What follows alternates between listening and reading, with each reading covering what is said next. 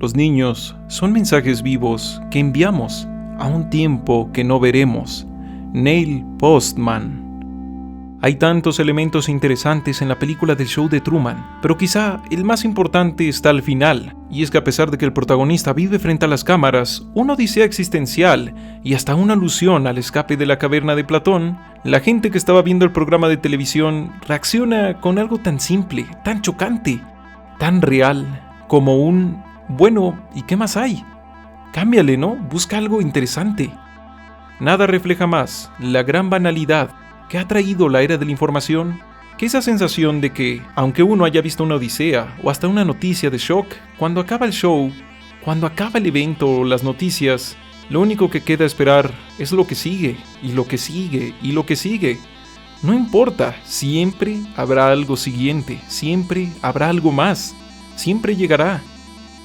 La era de la información y su revolución nos ha traído una infinita cantidad de imágenes, datos y sensaciones que no tienen fin, ni tienen orden, y mucho menos tienen dirección. Todo el tiempo, cualquier cosa se comienza a volver un espectáculo en sí mismo, por aburrido, por raro o extraño. Primero como exposición y luego como simulación. En la película El show de Truman de 1998 se cuestionan sobre si un día la televisión o la cultura de la imagen van a terminar desacralizando incluso a la vida humana, como para poder utilizar una vida humana solo para producir un nuevo show. Y este cuestionamiento no solo es interesante, no solo es creativo, también está bien justificado con un gran trasfondo, ya que es real, que existe un proceso en que se expone, se muestra una realidad, ya sea una persona, un evento, un fenómeno, y luego esto se simula en un show, en una ficción o algo así, para volverlo a mostrar. Así, hasta la guerra más terrible, con los momentos más oscuros, puede transformarse en una historia del triunfo del bien. Esto ha pasado con personajes históricos, y hasta con algo que a la gente de otros tiempos les hubiera parecido una locura, o directamente algo aburrido y sin sentido, la realidad personal de una familia. En 1973, la PBS estrenó el primer reality show de la historia, An American Family. Reality donde se mostraba la vida de una familia de Los Ángeles, un show sin libretos, sin moralejas, uno que intentaba mostrar la realidad, en una producción donde se grabaron más de 300 horas de video, que luego se tuvieron que editar para presentarse en poco más de 10 episodios de casi una hora. Lo importante sobre esto es que a pesar de que el objetivo era mostrar una realidad, se le tuvo que dar un formato de ficción y de entretenimiento para poderlo mostrar. Más tarde, en 1992, se produjo The Real World, reality que puso de moda el género, haciendo de este programación tan establecida, tan común como los programas de concursos. En este reality ya no hay tanta intención de mostrar una realidad, digamos, natural, una realidad que pudieras encontrar en algún lugar, sino de fabricar, o mejor dicho, de producir una realidad para luego tener que mostrar.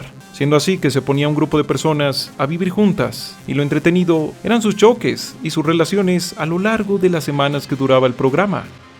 En An American Family tenemos la exposición y en The Real World tenemos la simulación. Desde la televisión y hasta en internet, el proceso muchas veces es el mismo. Primero se muestra una realidad, y luego hay quienes, fijándose en el gran éxito de esa realidad, se mueven a producir esa realidad.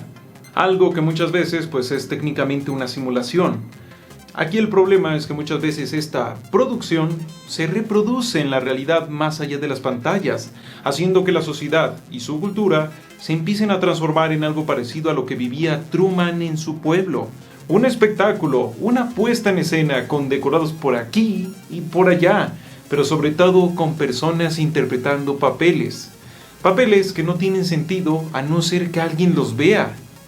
Truman vive en un lugar que está ahí solo para que pueda ser mostrado ante las cámaras y para generar historias interesantes. En todo sentido, vive en una simulación.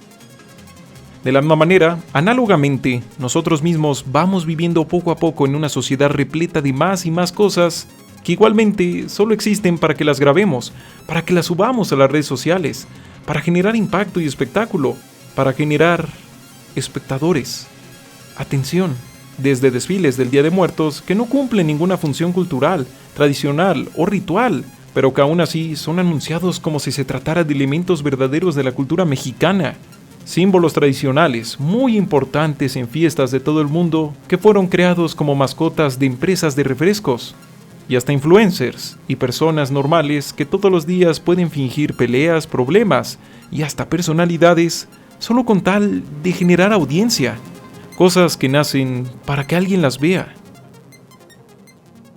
¿Cuánta de la personalidad, preferencias, metas y decisiones de muchos no están ahí, no se dan solo para poder mostrarlas en redes sociales? Sí, cuántas cosas de lo que implica la identidad de hoy en día son cosas que no tienen sentido, a no ser que vivamos en un mundo donde ya no hay multitudes y masas, sino audiencias, donde ya no importan los hechos, ya no importan las interpretaciones, sino los hechos mostrables y los hechos entretenidos. Sí, ya lo sé, ya lo dije varias veces, pero hay que recalcarlo, muchas de estas cosas no tienen sentido, a no ser que haya alguien expectando.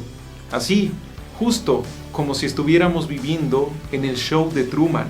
Parece claro que la película tocó una fibra muy sensible de la sociedad occidental, solo que, como es lógico, la realidad superó por mucho la ficción. O mejor dicho, la ficción superó tanto a la realidad que la ha terminado sustituyendo. La película nos habla sobre el deseo y el esfuerzo para alcanzar la libertad. También nos habla de una pesadilla que para los jóvenes y para los adultos de los 90 les hablaba espiritualmente, pues creían que quedarse atrapados en una vida acomodada pero falsa, como la de Truman, era una jaula o hasta una especie de trampa existencial. Un trasfondo que también vemos en el Club de la Lucha, aunque con otros caminos y otras intenciones.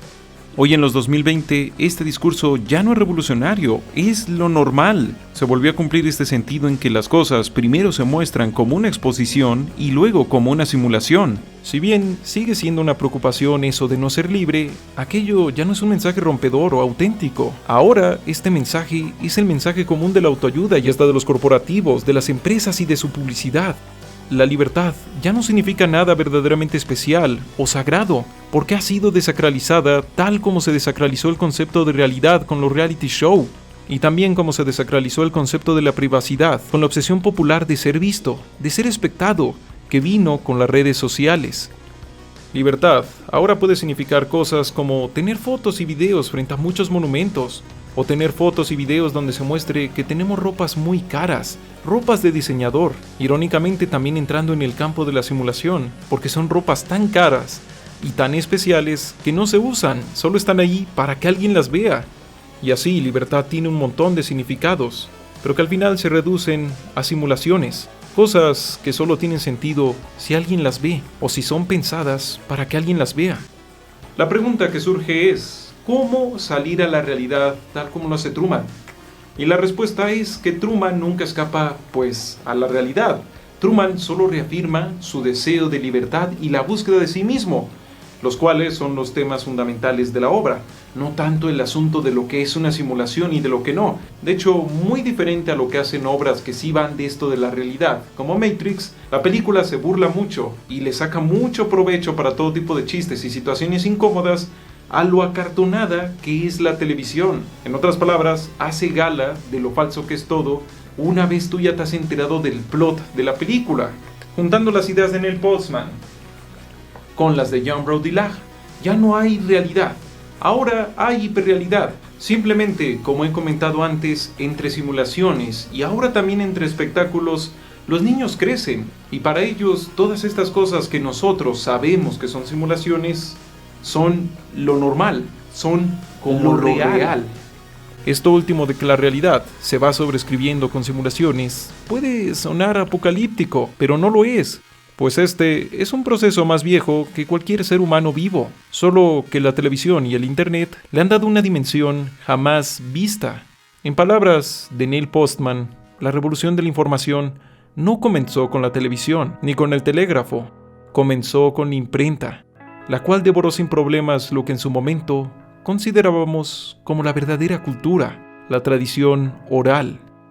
Lo que vemos ahora solo es un paso más de esta larga e inexorable revolución.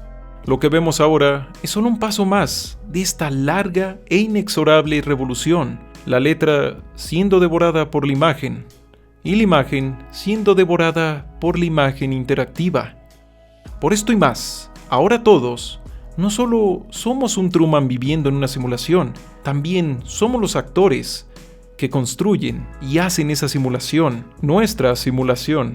Pero no hay que olvidarlo, la realidad de la siguiente generación.